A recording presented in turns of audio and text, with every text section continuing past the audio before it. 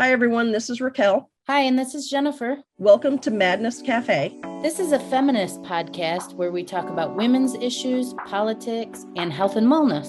And where those issues intersect. Hey, everybody. Welcome back to Madness Cafe. Today, for today's interviews, it's just me interviewing a guest because Jennifer had some stuff that came up. She's very sorry she can't be with us here today, but joining me today is the lovely Caroline Monsewicz. Let me tell you a little bit about Caroline. Caroline is a trial attorney with Tobin Injury Law in Atlanta, Georgia, where she focuses on helping injured people seek justice through some of the most difficult times in their lives. With over a decade of experience in law, her areas of practice include personal injury, wrongful death, catastrophic injuries, trucking collisions, motor vehicle accidents, premises liabilities, and legal malpractice. Caroline is a graduate of Marshall University in Huntington, West Virginia, where she was an NCAA Division I goalkeeper for the Thundering Herd women's soccer team for 4 years. Whoop, whoop. Determined to use her passion and commitment, Caroline attended and graduated from Emory University School of Law in Atlanta, where she was recognized as a graduating woman of excellence and Dean's Award recipient for her service and leadership. When Caroline is not advising clients of their rights and how best to navigate complex legal issues, she can be found watching professional wrestling with her husband, Justin, and her 2 cats, then cooking or playing Dungeons and Dragons with her friends. Caroline, you are a busy woman. Thank you so much for making time to be with us today. Of course. And thank you so much for having me, Raquel. I wouldn't miss it. And I am so excited to talk about something I'm very passionate about, as you know. Yes. My big thing is I want people to know ahead of time versus finding out after the fact. So if I can be of any help to your listeners later on, please share my contact information because I'm always happy to answer questions, do what I can to just help. That's what I want to do. Absolutely. And for our listeners and our watchers, I will have Caroline's contact information in the show notes. You know, one thing that Jennifer and I talk about quite often is there's all these things that as adults we're supposed to just know, right? That nobody really ever tells us when we're growing up. We're just supposed to know, get this insurance, get that insurance, do this when there's an accident, blah, blah, blah. We're just supposed to know all these things, right? Mm-hmm. But there's a way that we can learn these things. And that's one of the reasons why we're excited to have you here, is that you can help us learn some of this stuff ahead of time, right? Yeah. We're going to talk about insurance, what to do when there's an accident, what we need to know when we're buying insurance. What do we need to look out for? Like, what's the language that we need to know? I mean, because there's, we read these things all the, or not read them, right? we sign up for this insurance, like, just take my money and make sure I'm street legal so I can drive and not get arrested, right? It's just like, just give me what I need. If I get hurt or get in an accident, just make sure I'm covered. That's all we do, right? Or at least, I'll admit that's been what I've done. I know other people have done it. Plus, Jennifer and I both have friends who have kids that are starting to drive now. Mm-hmm. And another thing that we kind of need to know is, what do you do when you have a new teen driver? What do you need to do to make sure that they're covered and make sure that they're safe? And do you put them on your insurance? Do you do something else? Like, it's a whole thing. Yeah. So thankfully, you're going to help us understand some of this. Yeah, no, you touched on a lot of really good points, and I'll share with everyone. This stuff is not meant to be just intuitive.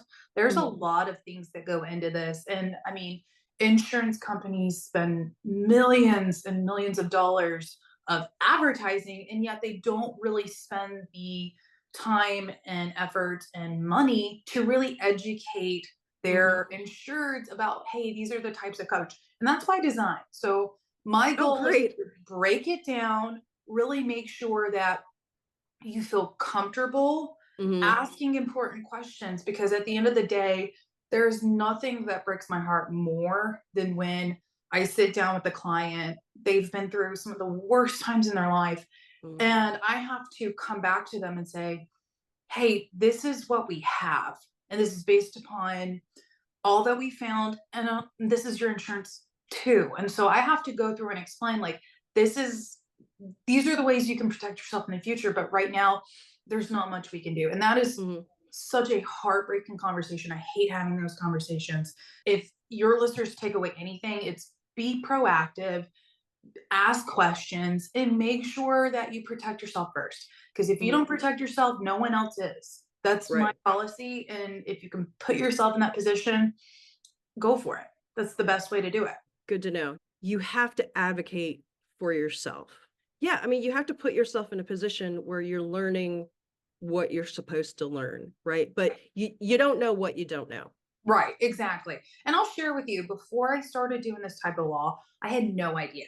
I mean, if you would have told me, hey, what's insurance defense? I would be like, it has to do with insurance. But I didn't really understand the nuts and bolts until I got into it. And through my experience, I've done a bunch of different areas of law, but this is my favorite and this is what I'm passionate about. Because at the end of the day, I want to make sure that people that have been hurt because of not something that they did, they're able to close a really difficult chapter in their life and move forward with peace, humility, and be able to get a fresh start. So that's why, again, I always joke and I always tell our clients, sometimes they're happy, sometimes they're just, relieved to be moving on. And I say it in jest, but I truly mean it, is thank you for coming. I hope you never have to use our services again. Right. And it's same with your listeners. I hope none of y'all need to have an attorney anytime soon. So that's why we're talking about this today, so you can get ahead of it and have to avoid talking with someone like myself later on. Just out of the gate, and I'm sure this is probably going to be specific to Georgia because you are an attorney in Georgia. For everybody listening who does not live in Georgia, there's going to be some overlap, but for your specific state, please make sure that you find out what the differences are for your state. That said, what do we need to know at the outset about specifically car insurance and keeping ourselves safe out of the gate? What do we need to know? Great questions. Just starting out, and as you hit on, I'm specifically in Georgia. There are going to be topics where I'm covering Georgia specifically, but I'm going to try to make them as broad as possible because we do typically have clients from other states with different policies. So that's something we have to work with and we have to be adaptive to. So again, echoing what Raquel said, if you're unsure, contact someone who is licensed in your state for more information. But out of the gate, you need to be comfortable. Either if you're going to get a quote online, if you talk with an agent, you need to be familiar with the types of coverage that are available under your policy. Don't be afraid to get multiple quotes, because at the end of the day, we're all trying to save a buck, right? I don't want to pay $500 for car insurance a month. That's ridiculous. No. So do what you can, but make sure that the quotes that they're providing you don't skip in the types of coverage that you want. So that's why it's important to connect with someone that can help you shop around, see if there's something that fits within your budget, but also gives you the protection you need. One thing that I think is super important is to understand the types of coverage under an insurance policy. Let's call an insurance policy what it is. It's a contract. You are working with a company to say, hey, if something happens while I'm in my car, driving my car, car spark, anything to do with my car, you are going to protect me in some way. So it boils down to essentially the question is what does that coverage pay for? And so the two main types of coverage that you'll get here thrown around quite a bit are bodily injury. And so basically, when you hear bodily injury, you're thinking of personal injury cases. Exactly what we do, which is someone's been hurt because of a car accident, a trucking case, any type of thing where an insurance policy would come into play. So that's your first type of coverage. The second type of coverage of what it is it paid for is your property damage. So again, get into a car accident. Okay, well, what is my policy going to take care of if I hit a fire hydrant? That's the property damage. So those are the types of coverages you're looking for out of the gate. What then happens is that your insurance policy often will then be subdivided into other types of coverage based upon who's responsible. The first type, which is going to be on every single policy. This is the number one reason people get insurance. And it's the number one reason people are mandated to have insurance in these states, which is you are responsible. You messed up. You did something wrong. And it's not necessarily that you meant to, but like we're human. We're all human. Yep. We all make mistakes. Oops, I goofed up. Yep. And that's called liability insurance. Basically, it's I'm the one at fault. I hurt somebody. What is my policy going to do for me for that? So it can be a liability bodily injury. So for that purpose, it is looking into how much will my insurance pay if I hurt someone? Mm. And then it goes broken down into liability property damage. How much will my insurance company pay if I damage someone's car? If I damage a fire hydrant? So you look at those things, and a lot of time they mirror one another as far as coverages. For example, in the state of Georgia, there is a state minimum of $25,000 per person, $50,000 per accident. And so how that would look on a insurance policy page is you would see that 25,000, 50,000, and it's usually designated by a slash. Okay. So that way you can kind of work with the lingo, understand. But basically when they identify that and they would put it off to the side, liability bodily injury, 25,000 / 50,000. So when you see that language, you're now going to have the understanding and the knowledge to understand, okay, I get what that says. It says that if I were to cause an accident and I hurt someone, bodily injury, my insurance company is covering me up to $25,000 per person and a total of $50,000 per accident. So that's really important, especially if you get in a collision where there's more than one vehicle.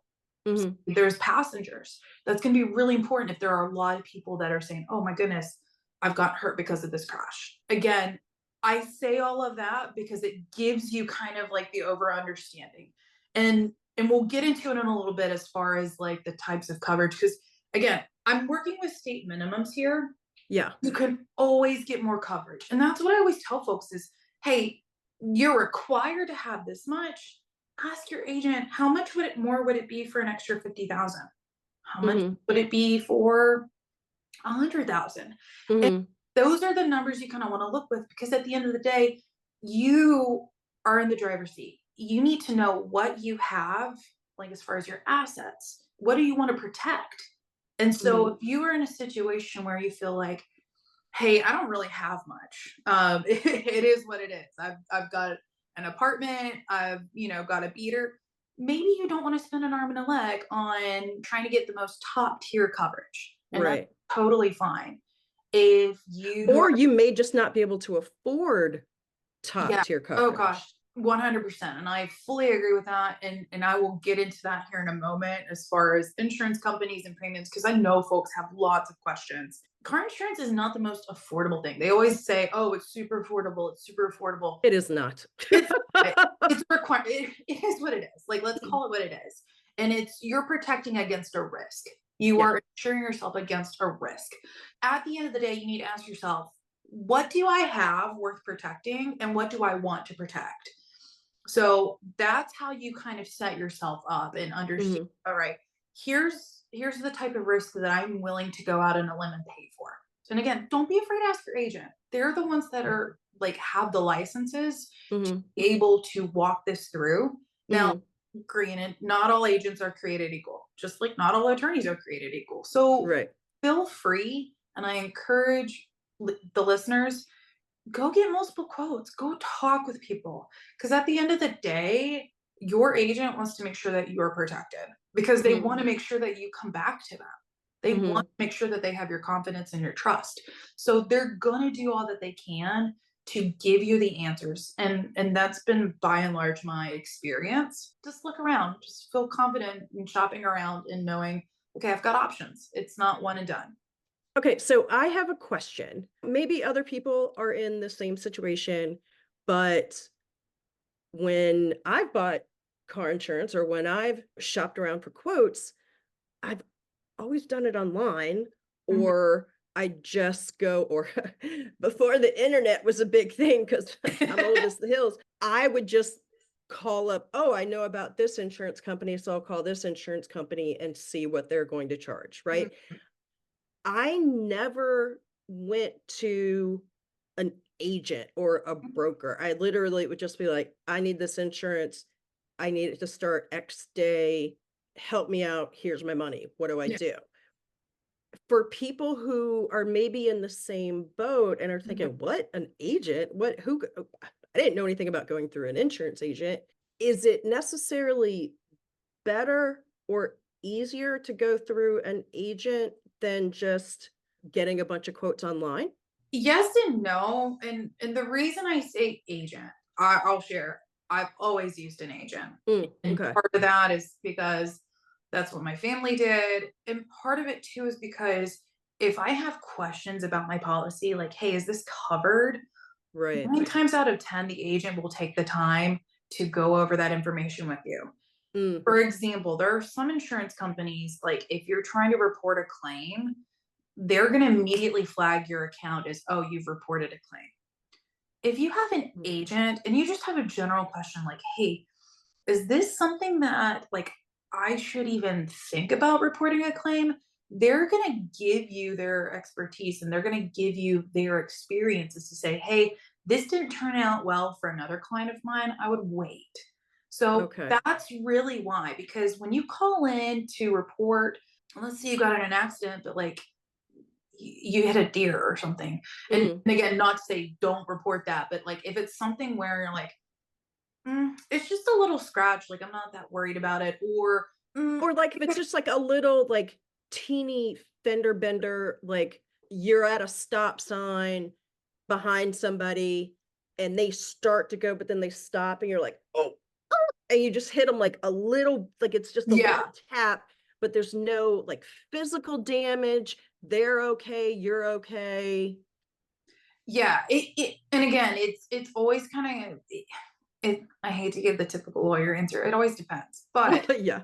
in the situation where you're unsure, Mhm. agent's going to be there to tell you and guide you and say like yes. And this really comes into context like homeowners insurance. If Mm. you're not sure if like, hey, my refrigerator's on the fritz and it leaked a whole bunch, if you're not sure if that's something that would be covered under your policy for like an exclusion or something, talk Got it. with your agent's going to be the best way to do it.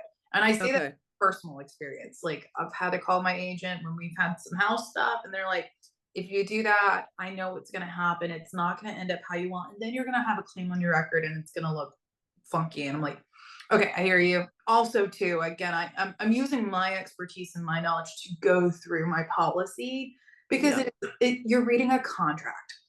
Mm. Whenever you receive your quote or whatever, and then you say, yes, I want this one. This is the policy. This is good.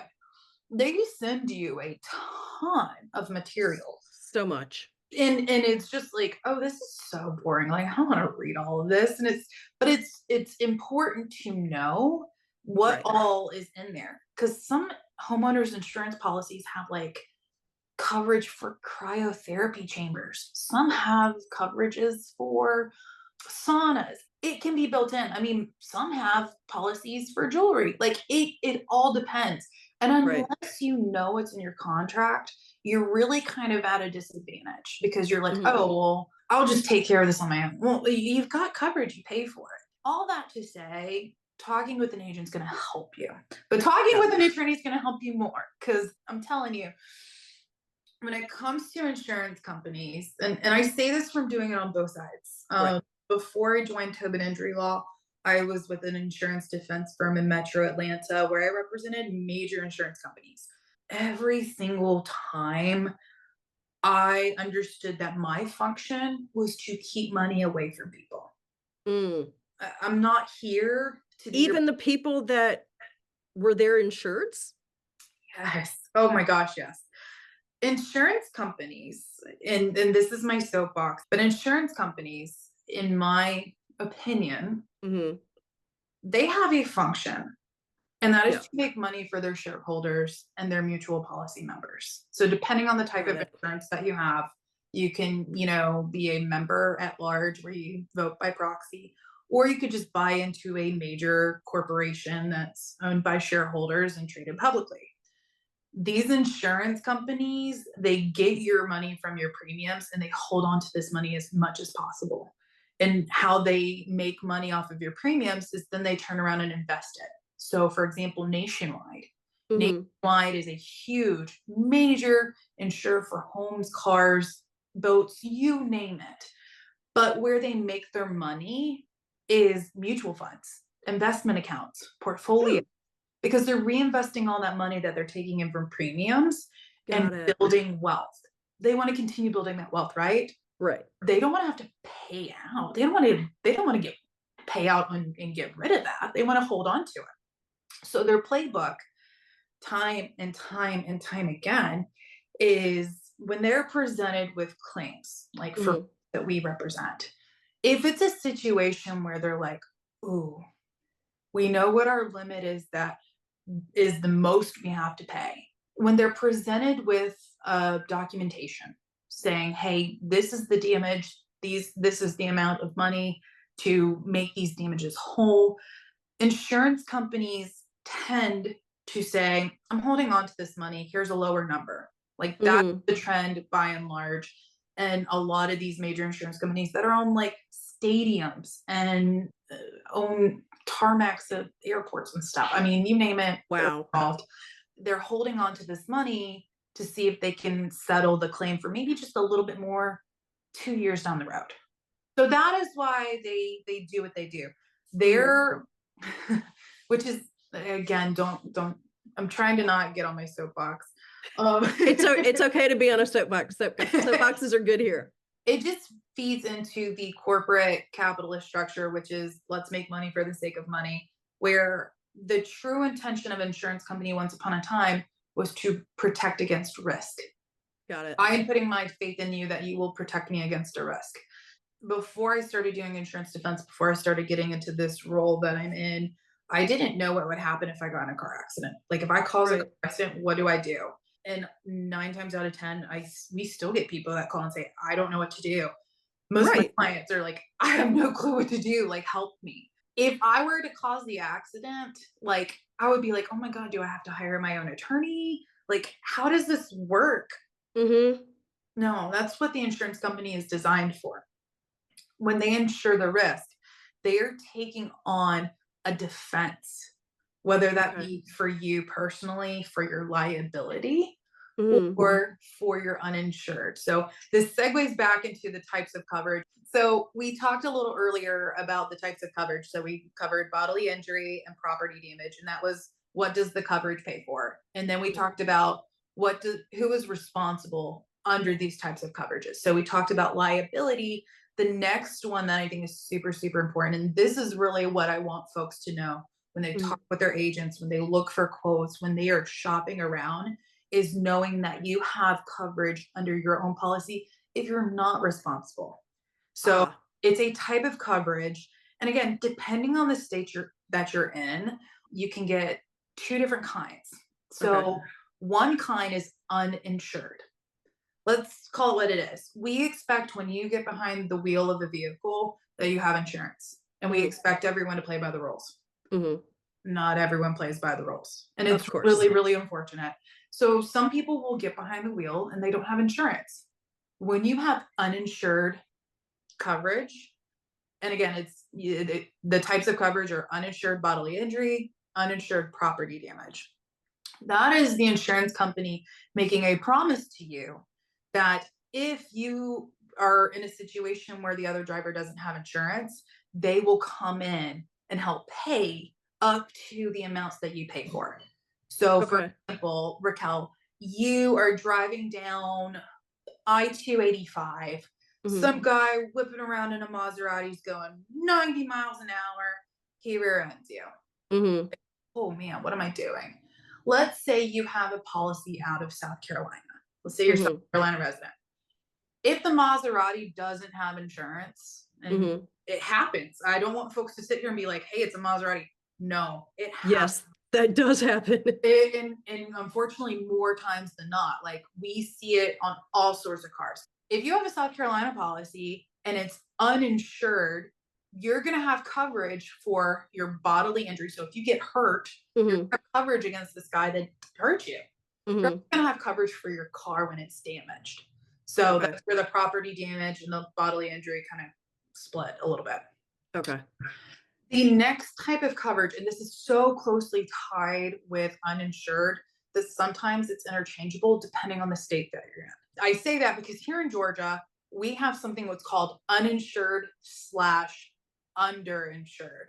And they're really kind of treated interchangeably. Right. Because at the end of the day, Georgia recognizes and the legislature has put in effect that we have a policy that if people don't have enough insurance, you have the ability to cover yourself beyond that. Again, it's used interchangeably. So underinsured just basically means if somebody hits you and they don't have enough insurance, you can tap into your own policy.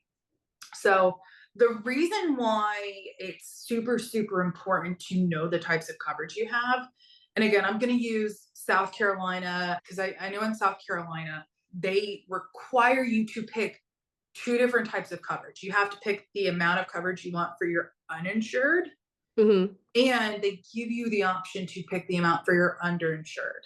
Again, talk with your agent, talk with somebody, talk with an attorney. If you don't know and you want a second opinion, talk with an attorney, talk with your friends that have used attorneys in the past. Because I can tell you, an attorney would bend over backwards to give you 10 minutes of their time so that you learn to trust them and then they can help you. Because in the event that you're hurt, who are you going to go to? You're going to go to somebody that you've talked to, you trust. And very good point. It's not even from a business standpoint.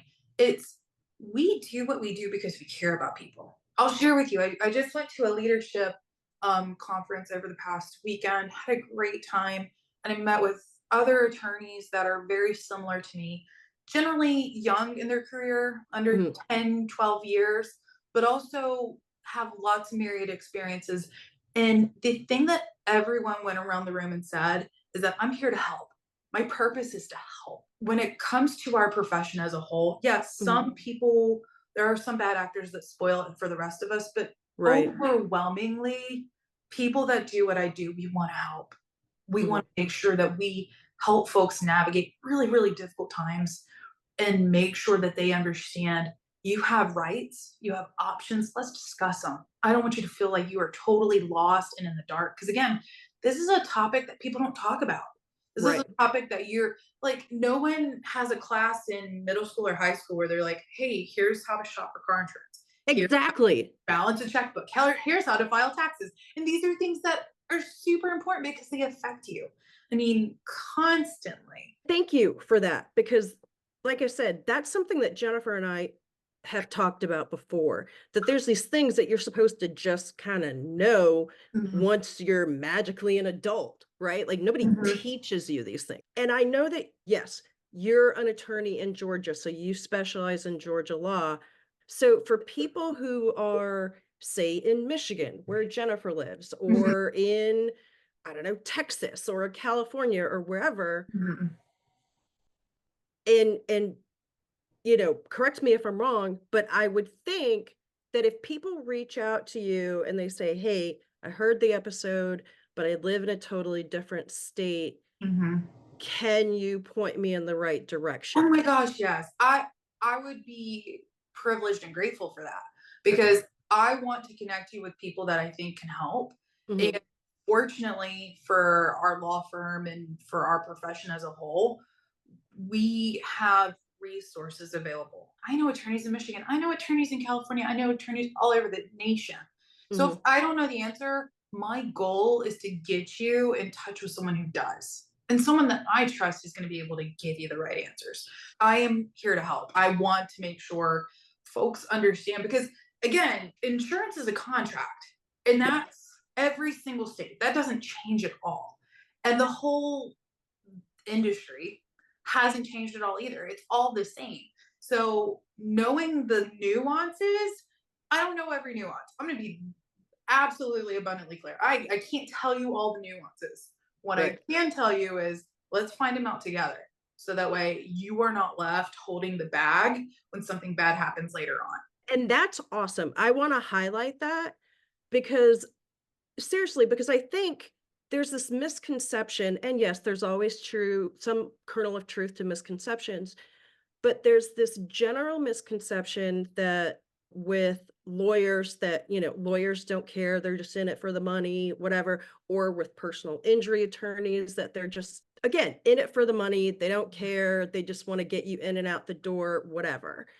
But for people to hear that there are attorneys who care and are doing that job because they care and they want to help and they want people to reach out so that they can point them in the right direction. I think that's huge.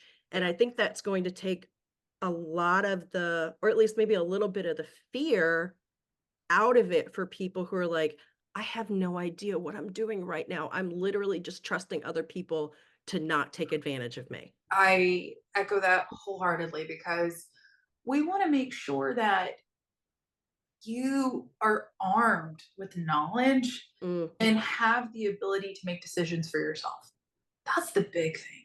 And taking away the guesswork, taking away the stigma, taking away the hell, am I doing this right? And that's why, again, I'm so thrilled and so grateful that you invited me on today because this doesn't get talked about enough. I don't mean to sound jaded, but I learned very early on what it comes down to is who's protecting you and your family. If you're relying on other people to do it, then you're going about it the wrong way. And I'm here to highlight and share there's other ways to do it and ask questions and feel comfortable doing it. Anyways, I'm so sorry. Again, I'm kind of gotten off topic here, but I'm going to go back. Okay, sure. To the uninsured, underinsured analysis because Perfect. it's super, super, super important.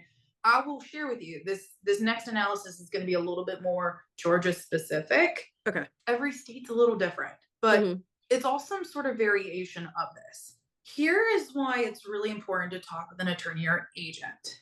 In Georgia, if you're saying, I want traditional, uninsured, underinsured motorist coverage, what that means is that you're taking money away from you. Plain and simple. Here's the example I give. I'm driving, I get in a car accident, and I didn't cause it. I am like, oh, good. I have an uninsured motorist policy, and I have $25,000 worth of coverage for myself. If the other driver also has state policy limits of $25,000, and I don't know to change my uninsured coverage from reduced by or traditional to add on, my insurance policy is not going to pay anything. And then you're just out of pocket for any car repairs or if you are injured or wow. Yeah, and that's why it's so important. So in Georgia, traditional or reduced by is basically the standard default, which means you're treating it as a subtraction from whatever the liability policy has. And that's where the example is. So again, I was given the example of $25,000 that I protected myself, and then the other driver had $25,000. So 25 and 25 cancel each other out. My insurance not going to pay anything. So how I always kind of do it, and I break it down for my clients, is, hey, you have to subtract the from the liability. It seems kind of backwards because you're sitting there like, wait, shouldn't it be liability from But no, we subtract from liability, and here's why. Giving another example, I have $50,000 worth of coverage, and the actual driver has 25. If I have a traditional policy that reduced by policy, 50 minus 25, which means my insurance company has up to $25,000 worth of exposure to help me under the situation. Yeah. So there are situations where you can dip into your own policy, situations where it might cancel it out. So I always tell people, this is an easy fix. This is such an easy fix. Talk with your agent. Make sure if you're asking around for a quote, when you are looking for uninsured, underinsured coverage, you are changing that reduced by traditional to add on or excess. Because what that does is I can add my excess policy to the liability policy. Okay. So let's give the example again of I've got the 50, they've got the 25. If I have an add-on policy, I have up to $75,000 worth of coverage.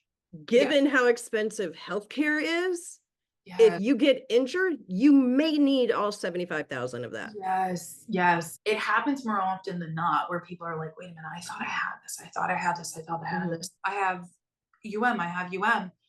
But where people get stuck is that reduced by or traditional. Talk to your agent, talk to your attorney friends. Like, send me your deck pages. I'll be happy to look at them. And for people who don't know what deck pages are, that's the declarations pages that outlines in a simple way what your coverages are. Yeah, so exactly. It's a snapshot. It shows you this is the coverage that I've paid for. It doesn't go into all of the contract terms. That's a whole 25, 50-page document later. But this is going to be like 1 to 2 pages. And this is typically what you receive when you sign up for insurance. You say, this is what I want. And this is what comes when you renew your policy. They're required to show you this is what your coverage looks like. When you go to select your type of uninsured or underinsured coverage, they're going to give you the same thing that you've already asked for, unless you ask for something different, because they're just going to keep it on your file. It's not going to change. It's really important to make sure that you put it in writing, like, hey, I am requesting add-on or what have you, because they're going to 9 times out of 10, they send you a form. Saying, I have elected to do this. Particularly in Georgia, there is a form that they're required to tell you you have access to uninsured. And it is incumbent upon the person purchasing the policy to reject that coverage. So they go ahead and automatically offer it to you. You have to go out of your way to reject it, meaning that you're signing a form. You also have to go out of your way to add on. You have to go out of your way to sit there and say, I want add on. Take the extra step, protect yourself. Hopefully you never need it, but you'll have a little bit more peace of mind.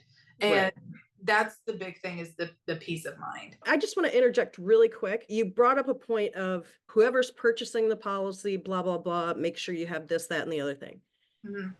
In a lot of situations, the policy is for the whole family, whether it's 2 spouses or spouses and children, or even, some adult children who are still on their parents. And I just want to make this point because I think this is incredibly important. And it goes back to the self-advocacy thing. If you are on that policy, make sure you know what is in there. Not just the person who's paying the bill or who made the call. Oh my gosh. Everybody know. Shout it from the rooftops. Shout it from the mountaintops. No, it's such a good point. And quite frankly, you're almost about to steal my thunder. I'm getting to that here. No, I 1,000,000% agree. You need to be aware of your rights, because let's say my mom has a different policy than me and we live in the same household. I could have coverage through my mom's policy in addition to my own policy. So people don't know that. People don't know it. I'll say, I didn't know that. That's important information to know. It's so important. And that's why people hire attorneys too. Yeah. Not only is it super confusing, but they are armed with the knowledge and the investigation and critical thinking skills to be able to track down this information. I have found like hundreds of thousands of dollars in extra coverage because we knew the right questions to ask. Yeah, make sure you are looking in and like, hey mom, like, do you have an idea? Could you share this information with me? I tell folks, like, insurance shouldn't just be one person handling everything in a household. Yep. Because Lord knows, if my husband tried to do our car insurance, actually, he has tried, and I was like, no, I'm taking over. And he's like, okay. And I'm like, no, you need to know what's on this too. Right, so exactly. I have to make sure like he stays involved. And it's big, because if you don't know this stuff, that's where you can get in hiccups. Make sure this is all communicated with folks. And I'll get to kind of where I was going with that, Karen, a little bit, but I don't want to lose a really, really important thing when it comes to reduced by versus add-on UM. this is why I think it's so important to talk about the types of policies that are in a household. So here in Georgia, we have something that's called stacking coverage. And Mm, really, really important for folks that have serious, serious injuries. Let's say you were hospitalized for a week at a level 1 trauma center here in Georgia. mhm, I can tell you without a doubt that is over $100,000 bill. It is astronomical, and healthcare is stupid expensive, which is mhm. another discussion for another time. But it's expensive to get hurt. What attorneys help do besides tracking down the coverage is they help identify, hey, are there policies that might stack on top of one another to give additional coverage? Something that you need to ask when you're looking for insurance. Mhm. Ask them, hey, am I going to get one policy per household, or am I going to get one policy per vehicle that I own? And why is that important? Super important, because in Georgia, if you have one policy per household, you are looking at one insurance contract that's going to help you. So it's the one Mhm, If I'm insured per vehicle, let's say I have 3 vehicles at my home and I mhm, have an insurance policy per each vehicle, I can stack that coverage for each policy. So I'm not just looking at one, I'm timesing that by 3. So that gives me more coverage. The one that comes to name that time and time, this is how they issue this, is State Farm. So State Farm Mutual Automobile Insurance Company pretty much, I think, does business in every state in America. They're mhm, one of it's a Fortune 500 company. They are very, very large, and their business model is to issue a policy per vehicle. So I have clients who will come to me and they'll say, hey, I don't know what I have. I'm like, okay, well, send me what you got. Send me what you got. When I see that they have 2 or more vehicles, I know that they're going to be okay as far as their coverage. Because if they have add-on coverage, I mhm. can take that 25 per vehicle and turn that into $75,000 right there for what they're going through, for their damages. I know every state's different. I know folks are perhaps aware of the term tort reform when it comes to these types of coverages, things like that. It's really important to have an attorney come up and tell you, like, hey, this is the types of coverage you have, and this is what Mhm. we're working with. You can protect yourself even more depending on the type of policy that you have. Every state's different though. So I'm speaking from a Georgia analysis here with State Farm. Right, So if you right. have certain states like Alabama, they're going to look at the one policy, like Mhm. household policy, and they'll stack coverage per vehicle. You get the same benefit of having those 3 policies all in one if you're in a state that recognizes it like that. We have clients with 2 vehicles in an Alabama policy. Each vehicle has $50,000 worth of coverage. There's a potential total of $100,000 worth of coverage available to help you. I think this is important too for, like I mentioned at the beginning, Mhm. Jennifer and I have friends whose kids are now starting to drive, Mhm. and hate to say it, but newer drivers are maybe a little more prone to being in accidents. And so it's Mhm. important to know that if you have this third or fourth or however many other drivers, if you have this new driver, have that extra protection Yeah. for that new driver. Yeah. And I kind of lost my train of thought. So I'm kind of going back here a little bit, and I talked about tort reform. So again, listeners, bear with me. It's been a week. What I was talking about was damages. So Right. attorneys like myself, we are not just looking at someone's medical bills. That is Mhm. not what we're doing. Folks, I'm sure, are very familiar with the term pain and suffering. Everyone kind of is like, oh, pain and suffering, catch all, and personal responsibility. It's not just that though. It's pain and suffering goes beyond this cookie cutter idea of what it is. It is Okay. getting into so many different facets.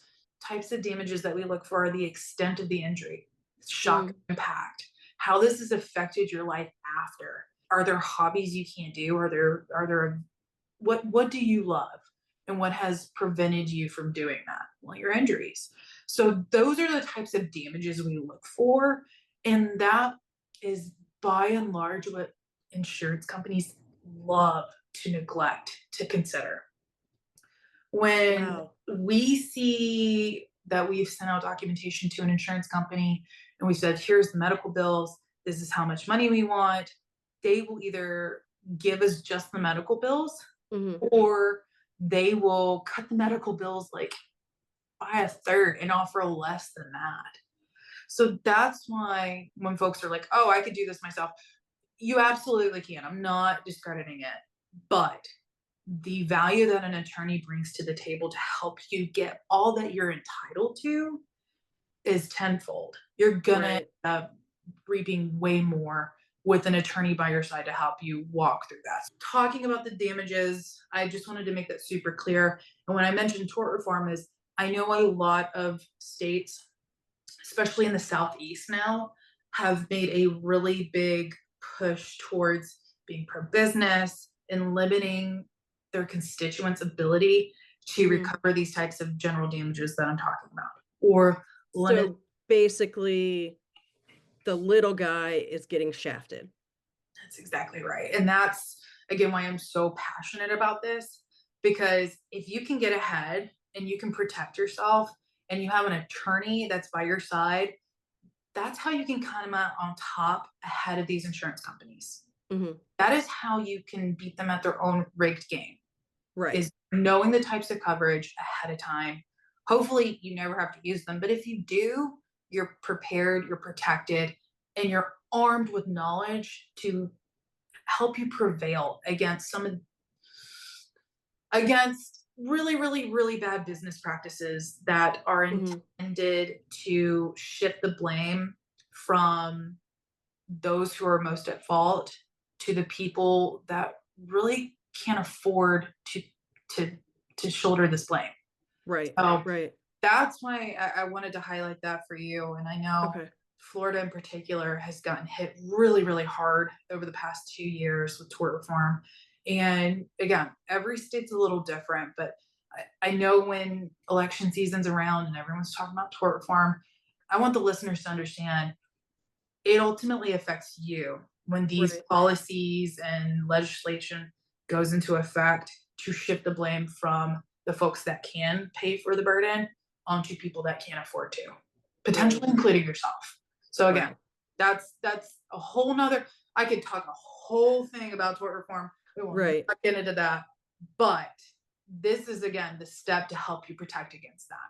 That brings up a really interesting point of we're talking about getting an attorney, Mhm. getting somebody to help you to be your advocate so you're Mhm. not going it alone. Mhm. We've all seen the ads and the billboards, and maybe even some of us have friends who've been taken advantage of by attorneys that we thought Yeah. would take care of us. Mhm.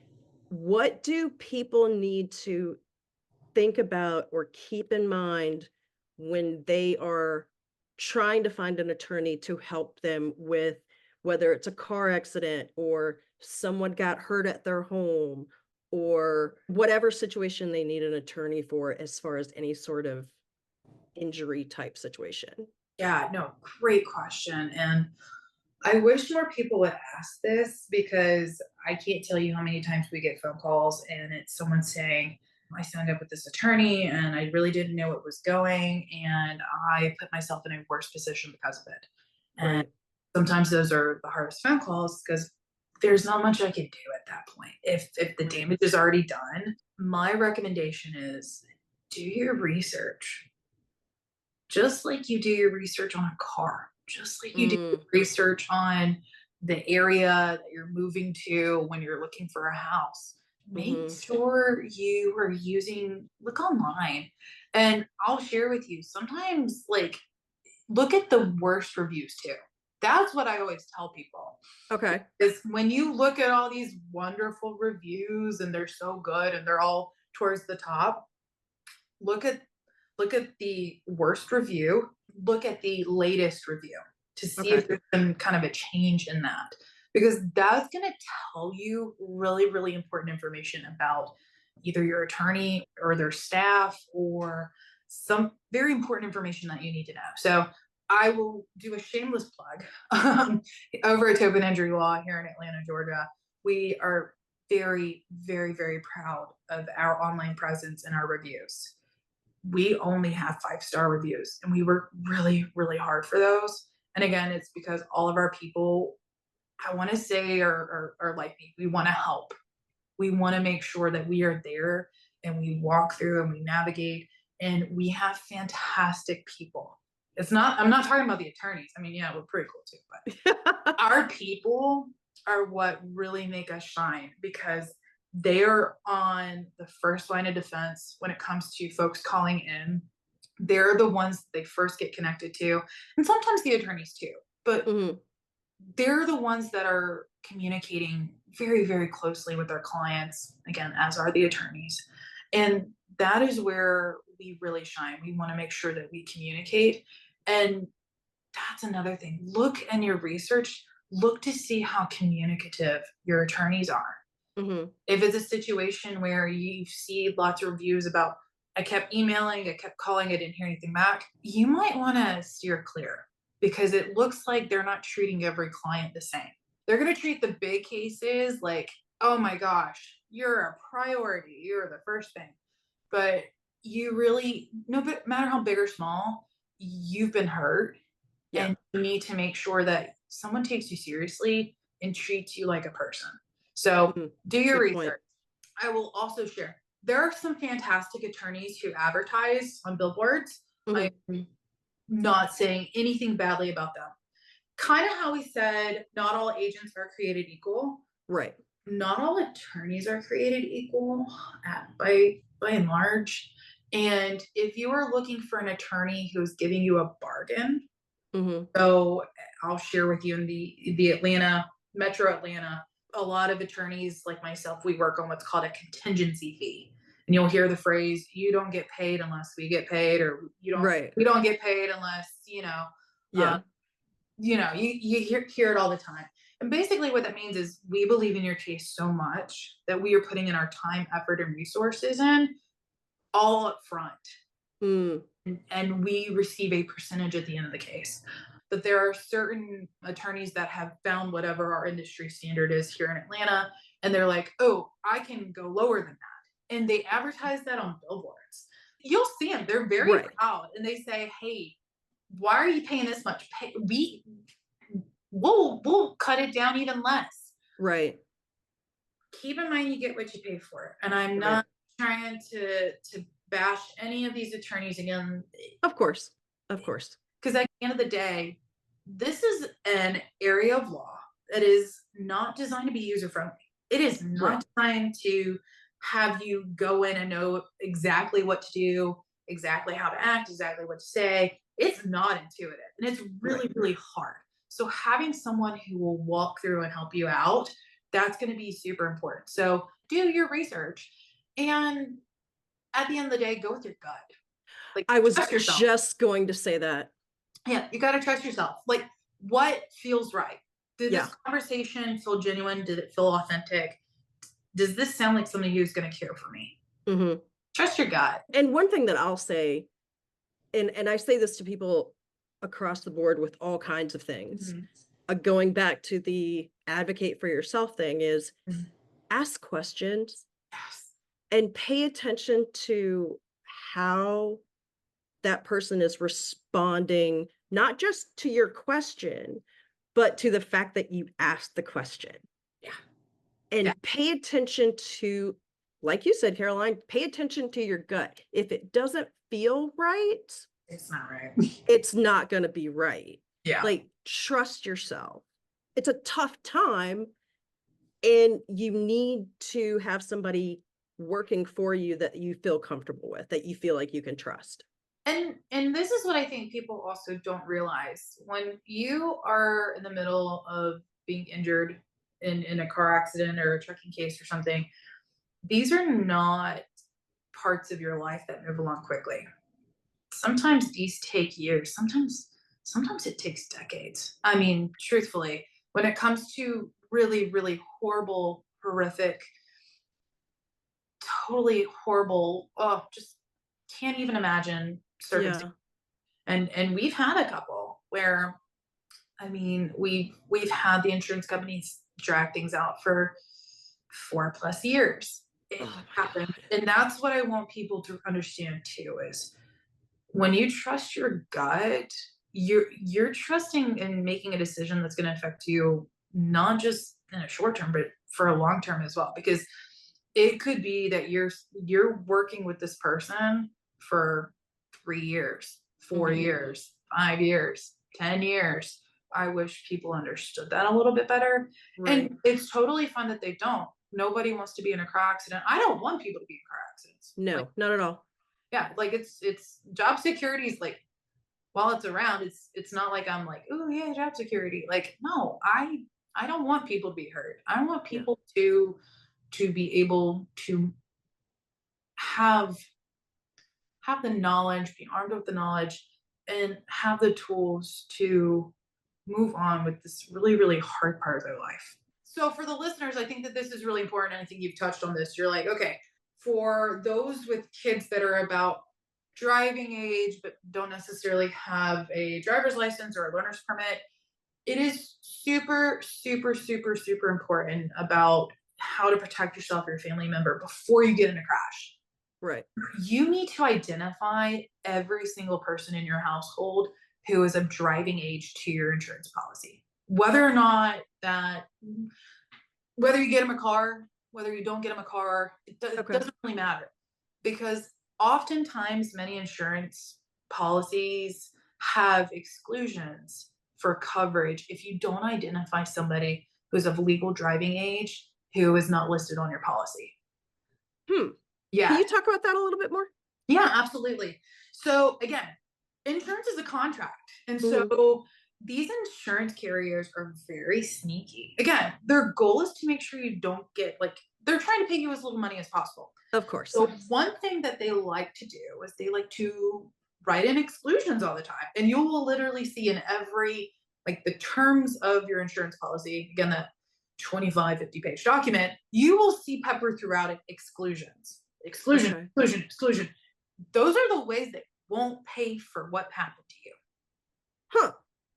And most insurance carriers will issue is, hi, when you told us these were the people in your household and you knew who they were, and you didn't tell us one of them was of driving age, we're not covering the claim. Yeah. The entire claim? Correct. Oh. Yeah, they will find ways to deny coverage. Now, it can be risky on their part because you also have defenses to say, hey, wait a minute, this is a two-way contract. You didn't ask her. There's defenses to it, but. Well, but in that situation too, people are frightened. They're nervous. Yeah. A lot of people are not going to fight back. Correct. Exactly. And that's what the big thing is most people like hear the answer and you're like, well, no's the worst that they can say. No is actually like the worst thing, but you have rights. And sometimes you need to fight back and say, wait a minute, this isn't right. This is why I tell folks, if you've been hurt, contact an attorney because they're going to be in the best position to advocate for you and really hold the insurance adjuster's feet to the fire. So here's the example I give. I represented a young man who lived exclusively with his father. He was 18 years old, so a legal adult, and he had his own insurance policy. So when we go through, we're identifying all forms of coverage. What we typically do at the very beginning is we send out what are known as letters of representation to these insurance companies. Saying, hi, this is who we are. Like, we represent them. Don't contact them and give us this policy information. Give us these deck pages. That's what we want because, again, that's the snapshot that shows with us and tells us this is the coverage we're working with. Young man, we identify 3 policies. The liability policy, which is kind of a given, and those are usually always on the police report, or if you exchange information with the at-fault driver, that's how you get that information. The second was his policy. And then the third was his dad's policy because he lived with his dad, right? Right. Fantastic. We had one of the insurance carriers come back and say, hey, there's no coverage under dad's policy because dad was required to identify all driving members of the household, and he did not. So there's that exclusion, no coverage. No. Yeah. And unfortunately, the way the language is written in the policy, sometimes it's ironclad. I only have so many things that I can kind of try to fight back with. So unfortunately, we only had one policy that we could work with besides the liability. So we went from 3 policies total down to 2 because someone didn't make a phone call to their agent or their insurance company. Super, super important for folks that they're 15-year-olds trying to get their permit, they're 16-year-olds, just got a car. Tell your insurance company. And here's what I hear time and time again. Well, Caroline, oh my gosh, if I add my kid to the policy, like my premiums are going to skyrocket. Unfortunately, you are right. and it happens. I mean, like you said, Raquel, you've got these teenagers, they're not good drivers. Their frontal lobe is not fully developed. Let's call it what it is. Yeah. If that is a situation, talk with your agent to say, hey, is this something where we could get them a different type of policy to where it wouldn't affect mine? Is this something where we could kind of tailor it to where we identify them as a driver, but like they're not actually like on the policy? Like talk with your agent. That's the big thing, because there may be ways to help reduce that overhead cost of your premium. It could be that, hey, maybe we go with a different insurance company. Let's see what we got here. But that's what we see over and over again is they don't tell the insurance company that, hey, this person lives with me and they're of driving age. And then got it. And I harped on this earlier. I will again shout it from the rooftops. Make sure you have add-on coverage.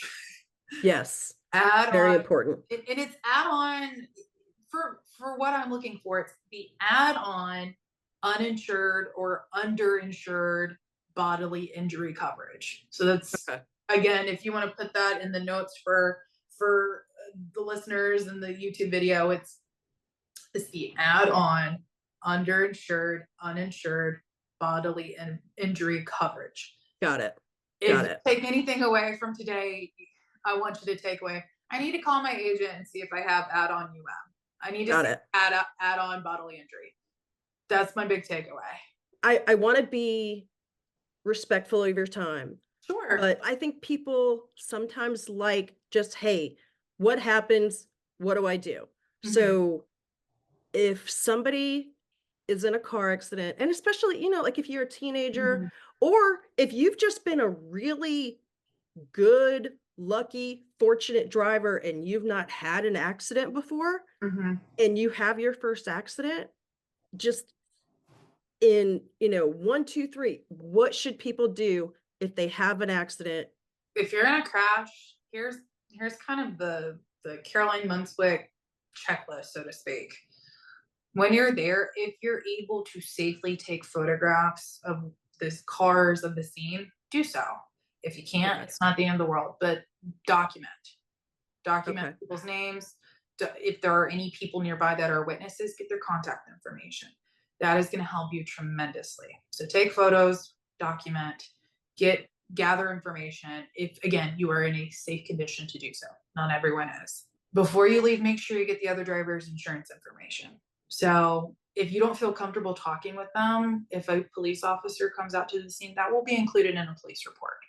Trust your gut, but make sure that if you speak with an officer, they're going to tell you, yes, you got the other person's insurance. If somebody's trying to leave the scene of an accident, make sure you get their tag number. Make sure that you report that, because we do often see hit and run collisions. That's a very, unfortunately, common thing. And if you don't have a tag number, they can't correlate that with a liability policy or a vehicle or something like that. So sure, and again, if you can get a picture, even better.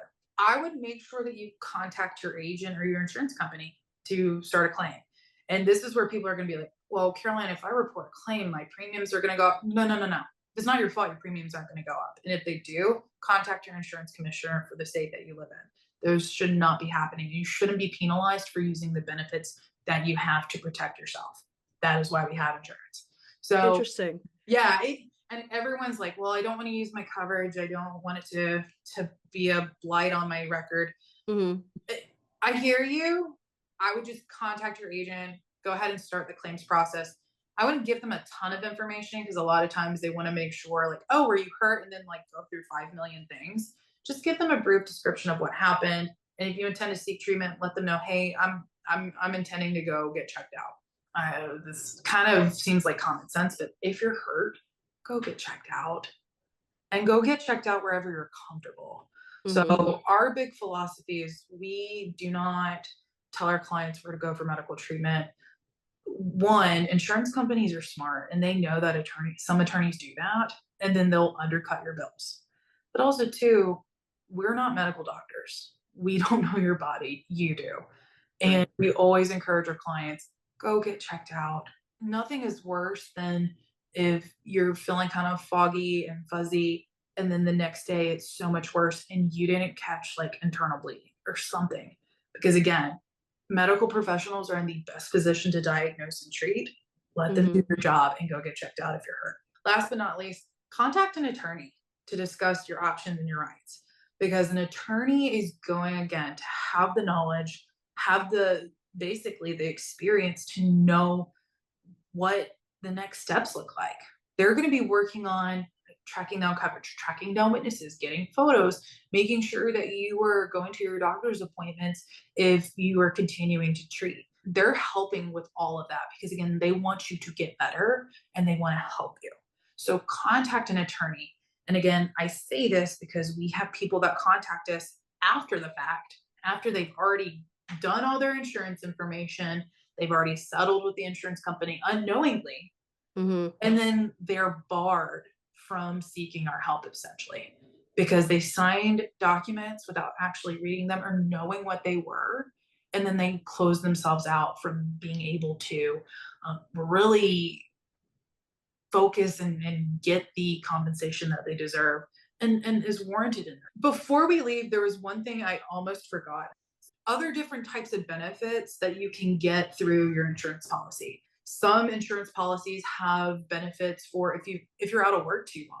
They will give you basically a per diem if you've lost time from work to make up for that. So ask your agent if there's something like that available. Ask your agent if there's something like a death benefit. Hopefully no one ever has to have that, but some insurance policies do provide certain coverages if a family member or a loved one passes away while in an insured vehicle, and you can be covered for funeral expenses, things like that, to be able to put your loved one to rest and be able to move forward. So ask about that. Again, it's not that much more expensive. I think it might be like $15 on your premium. They're not super expensive. One that is super, super, super, super important that I wish more people would take advantage of, and we don't see very often, especially in Georgia, medical payments coverage. You're like, wait, what's that? So, yes, please explain. Oh, here's the fun part about medical payments coverage. They don't care who caused the crash. If you caused the crash, if the other person caused the crash, if you're hurt because of a crash and you have medical payments coverage, your insurance policy can help pay for your medical bills. A lot of times people don't have that on their policies because they're like, oh, it's cheaper to keep it out. True, it is cheaper to keep it out. Or sometimes I'm guessing people don't even know to ask about that. That's the big thing. People don't know to ask. And it is basically it's an elective coverage here in Georgia, but in some states it's required. It is like a mandated that they tell you about this. And in these other jurisdictions like Florida, in New York, it's called personal injury protection or no fault coverage. It falls under this umbrella called no fault because at the end of the day, they don't care whose fault. No fault. I don't care. But they do care about what the type of coverage it is. So personal injury protection, I will tell you, in New York, insured drivers are required to keep up to $50,000 worth of personal injury protection to help with your medical bills, to help with things for your injuries under your policy. That's why it's super important. And an attorney is going to know the best way to help tap into that and help you be able to continue living your life and continue getting the treatment you need while also helping you with these types of coverages and understanding what your rights are. And again, it comes by a lot of different names. Personal injury protection, which is the acronym PIP. So you'll see people say PIP coverage, medical payments coverage, no fault coverage. All of these things essentially mean the same thing. Doesn't matter who caused it. All it matters is that you've got a little bit of coverage to help with things in the interim. Medical care is expensive with or without insurance. Like co-pays are expensive, and being uninsured is expensive. Like these sticker prices on bills are astronomical. If you can find a way to build in some help, do it. So that is one thing when we talk with clients, when we are getting to know them, we are vetting them, we talk about this with them. We say, hey, do you have this? Here's something that we like to do. This is what we want to make sure, because we want to make sure that you're taken care of. Again, we're talking about protecting yourself, protecting your family. Right. This is a very easy and cheap way to do that, despite whoever. So again, if you've got young drivers, this is something you need to consider. It's something that is definitely in y'all's best interest. Do your research. You guys are super smart, super capable, and people are out there wanting and willing to help and walk you through all these types of options. Caroline, this is such great information that's going to be incredibly helpful for everyone. So I really want to thank you for going into all of the detail, in which, you know, we all know you could have gone into more detail. Absolutely. But that's why we're going to have your contact information in the show notes. So if people want more detail or they want guidance of where to go in their state, or, you know, what questions to ask, or, you know, anything like that, like, seriously, thank you so much for taking the time to come on and to share all this with our listeners, because, you know, a lot of times we don't even know to ask these questions. Like I said, you don't know what you don't know. Exactly. And again, thank you so much for having me. It has been such an honor, and I'm so glad I had the opportunity to talk about this. If there's any takeaway that I could share, is this is the information I wish I knew when I was 23. Yeah. When I was out on my own for the first time, when I was like, oh, I have to be an adult. Again, nobody gives you a manual on how to do this. Nobody tells you, hey, kid, you need to have this. Yeah. If I had known all this information, my insurance policies would have been very, very different from the very beginning. I want to arm people with this knowledge because it's not anything that I had when I was young. And if you don't protect yourself, these drivers out the road aren't going to do it for you. This was a really enlightening, significant, and important conversation. Thank you so much for being here today. Take it easy. Take care. Bye, guys. Thanks everyone for listening today. We will be back with more Madness Cafe next week. You can find us on Instagram at Madness Cafe Podcast, or email us at madnesscafepodcast@gmail.com. Bye.